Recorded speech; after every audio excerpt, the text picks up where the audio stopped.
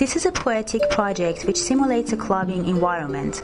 There are two types of projections, one being a projection of a club scene that is shown on a surface at the front, and the other type is a 3D projection on 4 different sizes of white colored boxes. Depending on how many people is interacting with the project, there will be different videos projected on the boxes, resulting in creating different moods for the clubbing environment. If there are more people interacting with it, there will be projections of club scenes, but if there are a few people, there will be only equalizers and particles projected on the boxes. Hence, the more people interacting with the project, the more clubby and the more energetic the mood becomes.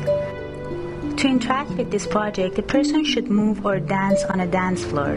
The dance floor is in the shape of a matrix system, having 8 squares. Depending on which square the person is standing on, different effects is added to the footage being projected.